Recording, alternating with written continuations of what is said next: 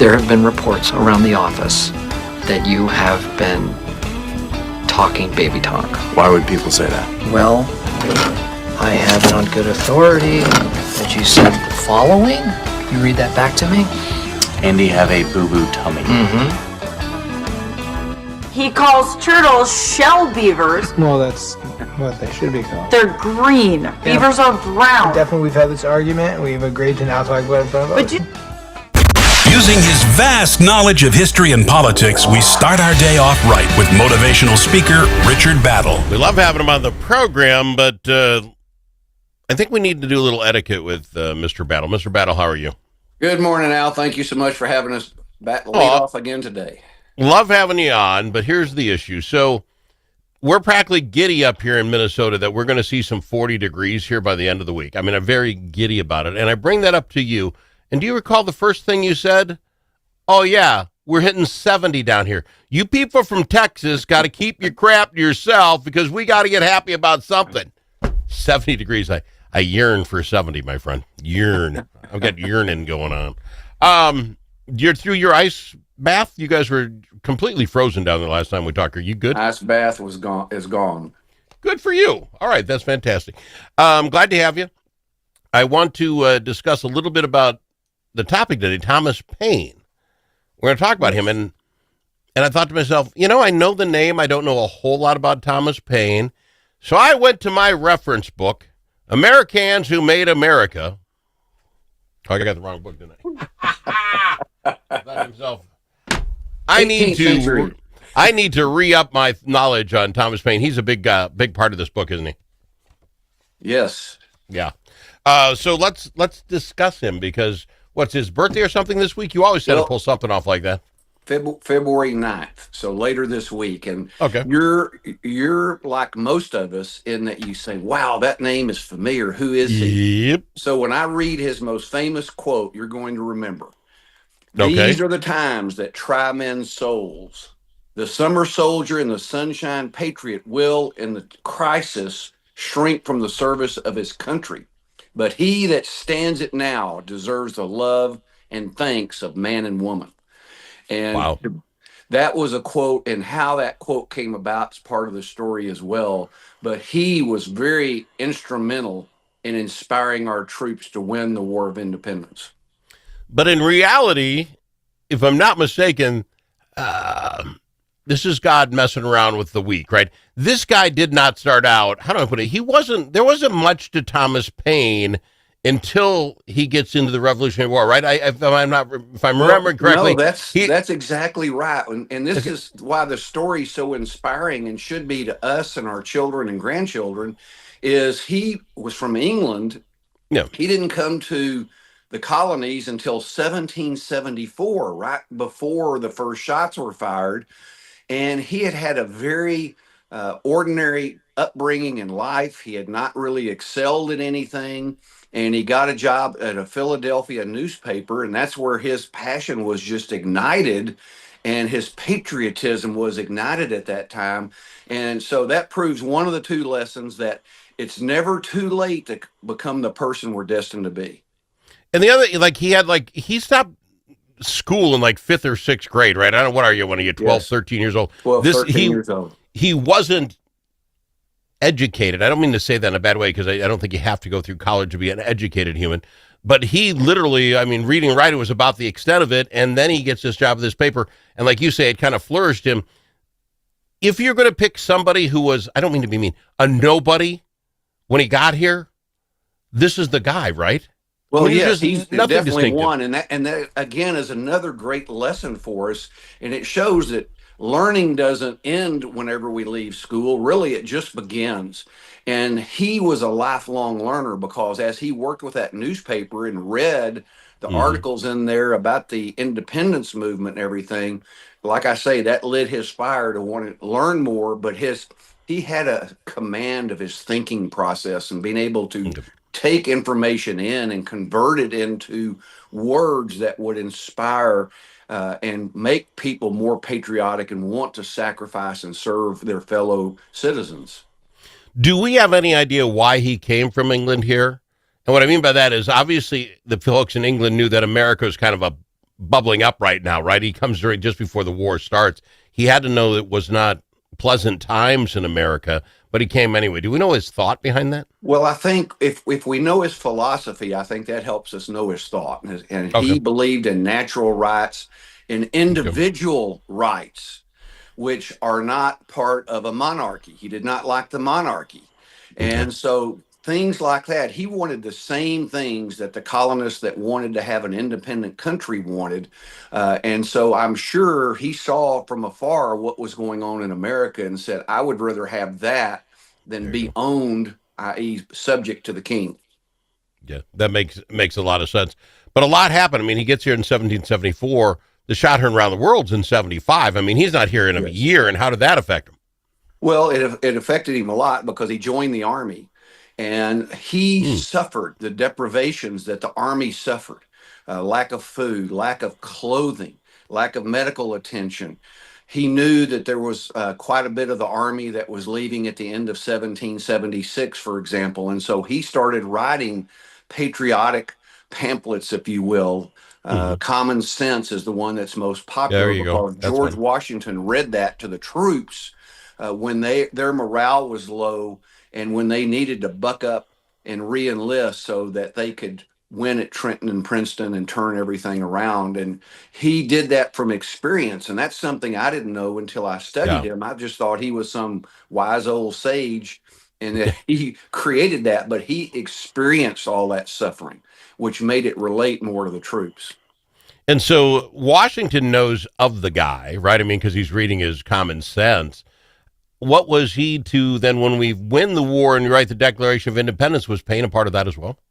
Well, Paine was not part of the Declaration of Independence in 76, but his writings were so important throughout the war. And then, as we'll talk later, what he did after the war and everything, all of those things were designed to help increase the morale of the public as well as the military folks as well.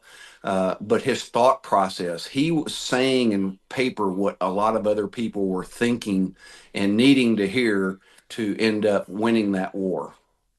What I find interesting about those times, talk about his writings and the people in America start following those writings. It was harder back then. If you wrote a great piece today and put it on the X and somebody, copies and shares and all of a sudden it goes across the world, I get it. But back then, a lot of folks didn't read. Those that did read read to those that couldn't read. And then, to get that kind of following or that many people to know your stuff, it had to really be inspiring to people to share it, right? I mean, this wasn't... Well, yes, that was word of mouth. I mean, Washington read it to his troops, and then he ordered all the troops in the Continental Army have that read to them. Wow. Common Sense. And then, of course, like you say, back in those days, what would happen in the town square, somebody would stand up and read it and everybody would gather to listen to it. And that would buck them up and help them be more patriotic and want to continue the fight versus just surrendering and going back to being a British citizen. I love that. I love how this works. We got to go to break. We'll talk after this more about Thomas Paine, what happened after the war. We do that with Richard Battle. He's our historian on the Al Travis Show. You need a friend at the Capitol who knows how to get things done. And you're in luck because that's exactly who we are, your friends at the Capitol, and we deliver results. At Momentum Advocacy, we bring decades of experience in lobbying, public affairs, and crisis communications. From local nonprofits to national corporations, we help you move policy, manage your media, and make your voice heard. We're not just seasoned pros, we're essential partners. Momentum Advocacy, your friends at the Capitol. Learn more at momentum-advocacy.com. Think about it. A famous politician once said, "You're entitled to your opinion, but you are not entitled to your own facts." But in a world full of AI and fake news, where can Minnesotans find the facts? Center of the American Experiment is Minnesota's go-to source for fact-based analysis and common sense solutions for taxes, energy, public safety, and our kids' education. Visit AmericanExperiment.org for more information. Think About It is brought to you by Center of the American Experiment, Minnesota's think tank.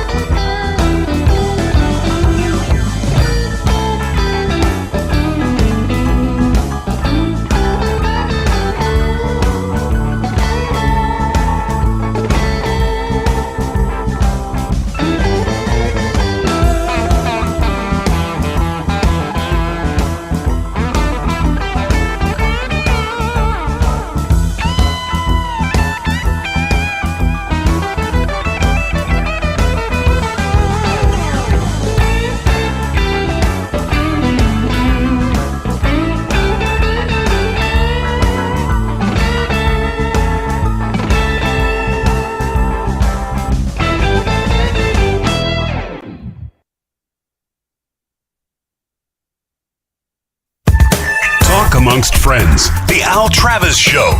Nothing but talk. Lucky to have Mr. Battles in talking about Thomas Paine, whose birthday comes up a little bit later this week. I know we all know the name, but he's the guy. He came up with these are the times that try men's souls, that quote. And we're chatting about him, and right now we've got him up to basically the Revolutionary War. General Washington was using his common sense, the articles that he wrote. The guy had like a 13 age education. What is that, 6th grade? And George Washington using his writing. You laugh a little bit. I know it was different back then, but you still can only mush so much into a kid's head by the time he's 12 as far as what he learned. It's quite inspiring. So what happens after the war? Well, they were much better educated even by 12 years old than a lot of us are by college age here in the U.S. these days, unfortunately. I want to read 4 quick quotes from him just to show his breadth of thinking before we go forward. What we obtain too cheap, we esteem too lightly. It is dearness only that gives everything its value. How wise. Arguing with the person who has renounced the use of reason is like administering medicine to the dead. Wow. He said a body of men holding themselves accountable to nobody ought not to be trusted by anybody. And finally, the greatest of tyrannies are always perpetrated in the name of the noblest of causes. That is so applicable even to today. He was so wise beyond his education, as you say.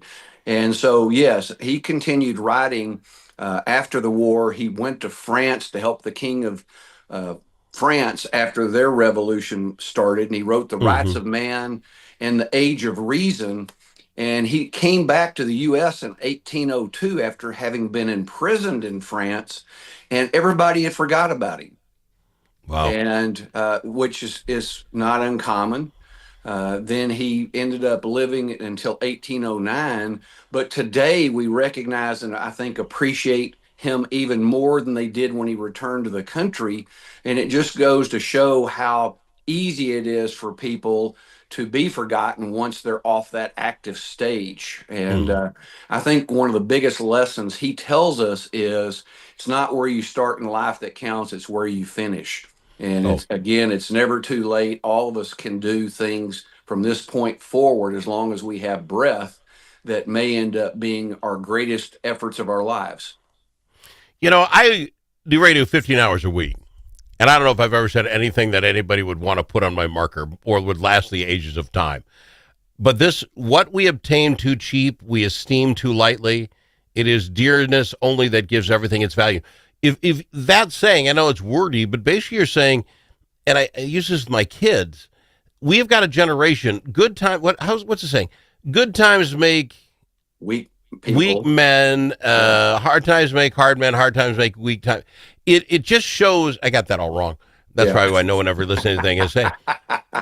But when we've been through a time now, and if we'll go since World War II, maybe you want to go since Vietnam War, that this freedom that we have had has been pretty easy for folks, right? Yes. So now we don't think much of it anymore, and that means we take it too lightly. Yes. Until we have to pay for it, until we have to do something for it, we probably won't give it the value it deserves. That's probably better than that whole week thing that I messed up.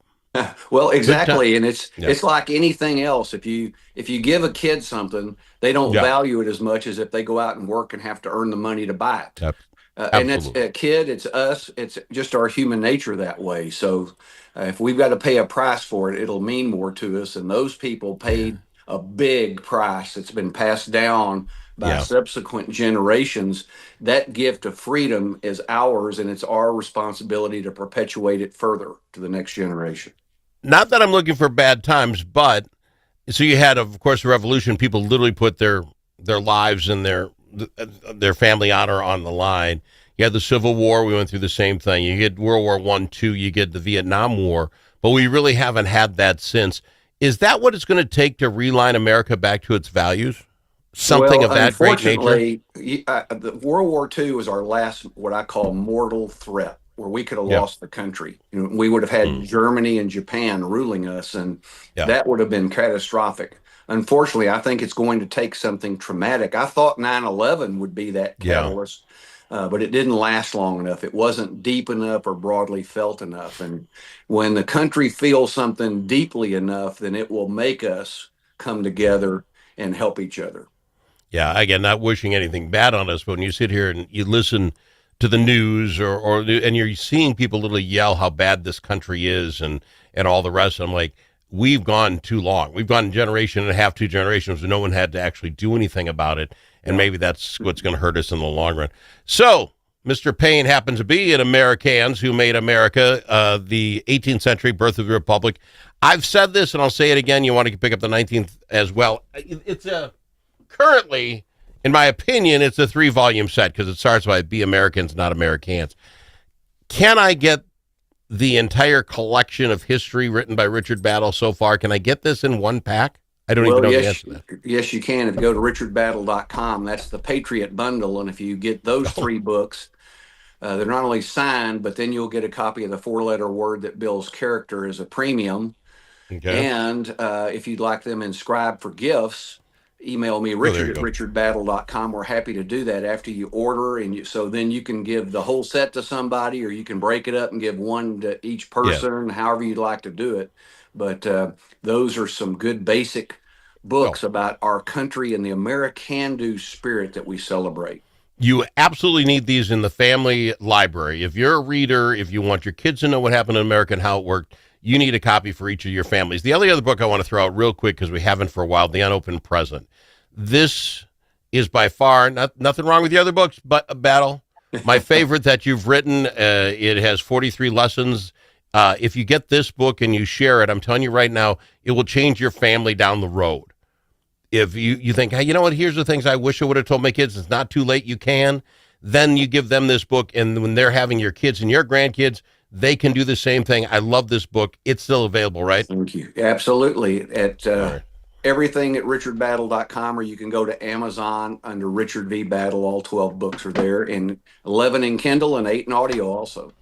I presume because you wrote them all, you can't have a favorite, but I can because I'm just the radio guy you come and visit. I don't presume you rank them in any way, but I do love that book.